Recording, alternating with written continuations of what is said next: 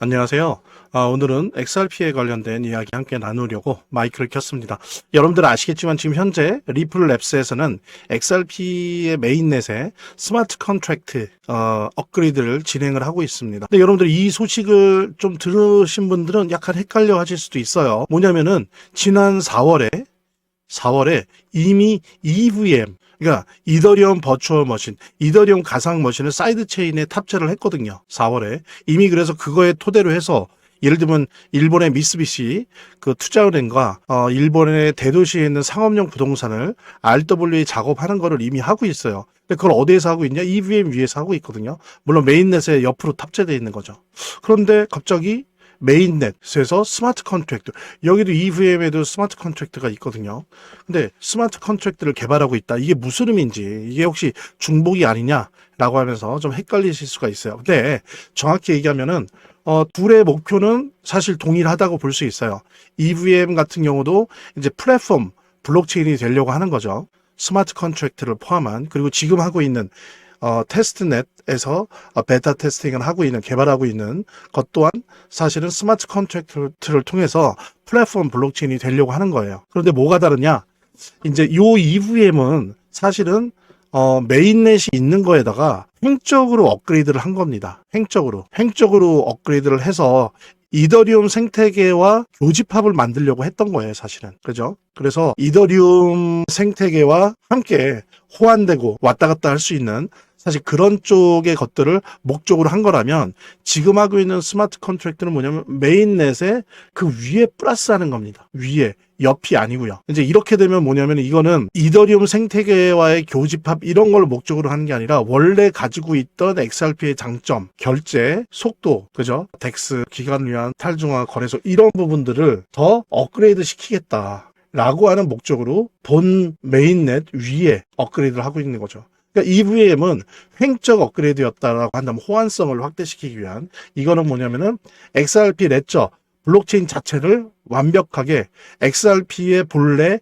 특징과 오리지널리티는 유지하면서도 스마트 컨트랙트를 할 수 있는 완벽한 플랫폼 블록체인으로 업그레이드를 시키겠다라고 하는 수직적 업그레이드 개념이다. 횡적 업그레이드 개념이 아니고, 그래서 일부 겹치는 부분은 있지만 오히려 겹치지 않는 부분, 그것을 위해서 지금 현재 XRP 레저 위에서 테스트넷을 통해서 스마트 컨트랙트를 개발하고 있다라고 하는 부분들. 이제 이 부분이 제대로 이루어진다라고 한다면 리플, XRP가 노리고 있는 기관 시장, 그 다음에 기업 시장에 더 확실한 XRP만의 장점을 드러내서 기관과 기업과의 결제, 전송, 그 다음에 기업 간 거래, 기업 금융 등을 제대로 더 잘 해낼 수 있다는 거죠. 그런 면에서 보면 이거는 이제 어떻게 보면은 EVM이 과도기적인 업그레이드였다라고 한다면, 요거는 이제 본격화된 완벽한 XRP가 완벽한 플랫폼 블록체인이 되기 위한 최종적인 어떤 노력들이다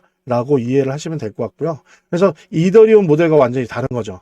완전히 다른 겁니다. 그러니까 EVM 이런 걸 탑재하는 수준이 아니에요. 완전히 XRP 레저 그 위에서 하는 거기 때문에 이더리움의 블록체인 혹은 기타 솔라나 등의 블록체인과 완전히 다른 방향으로, 다른 모델로 나아가는 것이다. 그래서 기존의 XRP가 갖고 있는 특징과 장점을 그대로 더 플랫폼 블록체인에서 더 발휘될 수 있도록 업그레이드하는 그런 수직적 업그레이드다라고 하는 부분 여러분들과 함께 공유를 하면서 재단과 관련된 이야기 나누도록 하겠습니다. 차트를 제대로 보는 것도 중요하고, 또 거시경제 상황들을 보는 것도 중요하고 매우 중요하지만, 결국에는 사실은 이 모든 거를 무시하더라도 재단이 어떻게 하느냐가 사실은 이 암호화폐의 성패를 좌우하는 가장 큰 요소라고 하는 거를 우리가 모두 다 느낄 수 있는 거거든요. 그래서 제가 좀 과장을 하면, 오히려 암호화폐를 통해서 돈을 제대로 버는 사람들은 물론 차트도 보고 거시경제도 보고 하지만 가장 일차적으로 핵심적으로 보는 게 그 암호화폐를 발행한, 제작하고 있는, 공급하고 있는 재단의 정책과 재단의 상황들을 보거든요. 재단의 어떤 정책들만 봐도 우리들은 이 암호화폐 투자를 통해서 막대한 수익을 얻을 수가 있는 겁니다. 특히 그중에서 우리가 많이 보려고 노력하는 것들은 락업에 관련된 것들이에요. 그리고 락업의 해제에 관련된 것들이에요. 재단이 얼마나 우리가 암호화폐 투자를 함에 있어서 중요한 요소인지를 깨닫고, 그 다음에 특히 만약에 우리가 암호화폐를 투자함에 있어서 재단에 무엇을 봐야 되는지 함께 공유하는 그런 시간을 짤막하게 좀 갖도록 하겠습니다. 그래서 제가 여러분들이 최대한 쉽게 이해할 수 있도록 일단 락업 해제에 대해서 먼저 설명을 좀 드려볼 건데요. 이제 락업 해제라고 하는 거는 투자자 보호 차원에서 초기 투자자들이 일정 기간 동안 매도할 수 없도록 물량을 잠가두는데, 이거를 풀어주어서 자유롭게 매도할 수 있게 해주는 걸 의미합니다. 그래서 통상적으로는 락업 해제 이후에는 대규모 물량이 시장에 풀리기 때문에 강력한 매도 압력으로 작용해서 가격이 급락하는 모습을 보여주게 되는 거죠. 그런데 우리가 이제 주목해야 될 점은 락업 해제 직전의 모습입니다. 락업 해제 후에는 대부분 급락이 오거든요. 그렇지만 그 전에는 대부분 가격이 급등이 연출되기 때문이죠. 왜냐하면 이제 세력들이 대량 매도를 하기 위해서는 가격이 올라가야지만 수익을 보고 매도할 수 있기 때문인데요. 충격적인 건 이걸 위해서 재단이나 프로젝트 측도 가격을 인위적으로 끌어올린다는 거죠. 실제로 리플이죠. 리플의 CEO 갈링하우스 같은 경우에는 이 락업 해제 전에 가격을 뻥튀기 시키기 위한 그 시세 조작을 한 적이 있었고, 이게 발각이 된 적이 있습니다. 물론 본인은 이에 대해서 극구 부인을 했지만 모든 정황을 볼 때 사실은 이미 알 사람은 다 알고 있는 거죠. 그러니까 이런 일을 하는 이유는 초기 투자자들 때문이에요. 이 초기 투자자들에게 수익을 줘야지, 어떤 보상 개념의 수익을 줘야 추가적인 투자 유치를 할 수 있는 거죠. 그 초기 투자자들 뿐만이 아니라 그 외에 2차, 3차 투자자들을 모집하기 위해서는 이런 초기에 부풀리기, 뻥튀기가 필요한 겁니다. 예. 그래서 락업 해제 전에 락업 일정에 맞추어서 매수 타점을 잡아내는 것이 매우 중요하게 대두되는 겁니다. 이 락업 해제 후에는 급등 후에 급락 패턴이 옵니다. 이제 그러기 때문에 락업 해제 전에 매수를 해야 되고, 락업 해제 후에는 이제 매도를 해야 되는 거죠. 이래야지 이제 엄청난 수익이 가능해지는 건데요. 제가 특정 경로를 통해서 이 재단 측의 어떤 락업 해제 일정을 입수를 했거든요. 예, 근데 이 해당 문서는 기밀 문서이기 때문에 일단 중요한 내용은 이렇게 제가 좀 모자이크 한 거 양해 바라고요.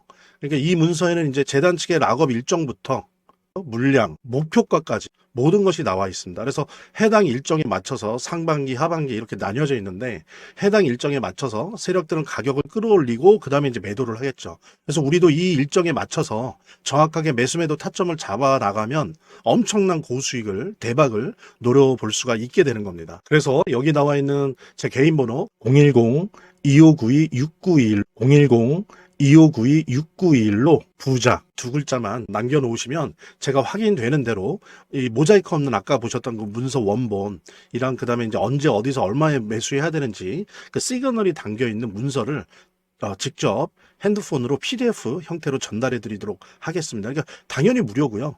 자, 오늘 영상은 이쯤에서 마무리하고요. 다음 시간에 더 좋은 영상으로 인사드리도록 하겠습니다. 감사합니다.